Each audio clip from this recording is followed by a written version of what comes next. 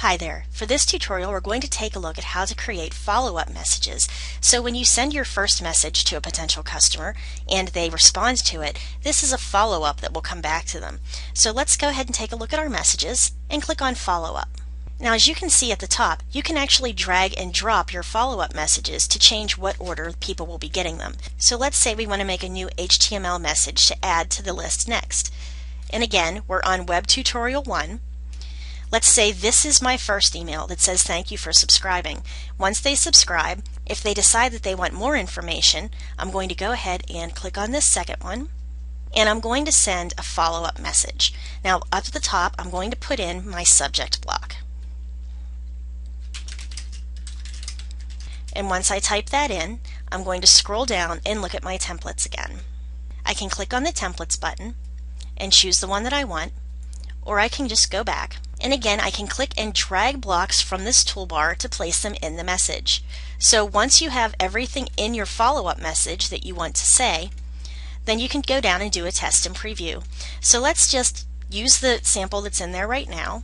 And let's say I want to put a coupon on there. I can go in and click and change this to whatever I want it to be, change 15% off. It gives me a valid through date. I can change any of this information, and let's click on Test and Preview. Also, if you have a file that you want to attach to this, you can do that right here on Attachments.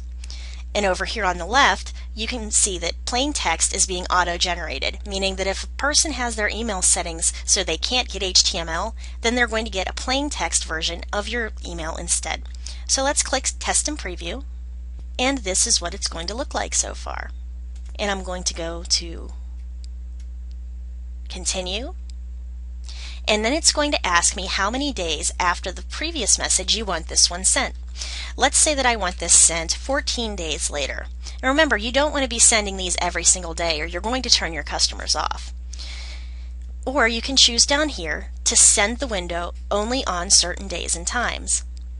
Underneath, you can choose whether you want to click track or whether you don't want to. I always like to go ahead and check it because I want to see how many people are actually clicking through my email, and click Save and Exit.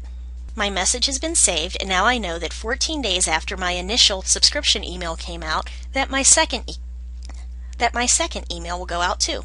And if you want yet another one, you can click New HTML Message. But for the moment, you can actually just go in and use the 4 setups. So that's how you can create follow-up messages for your email. Again, this keeps you from having to keep track of when you've sent an email to which person. And this gets really helpful when you have, say, hundreds or even thousands of different subscribers. You are not the one that has to You aren't the one who has to pay attention to it. Aweber does it all for you. So I hope you enjoyed this tutorial, and I will see you at the next one. Thanks for listening.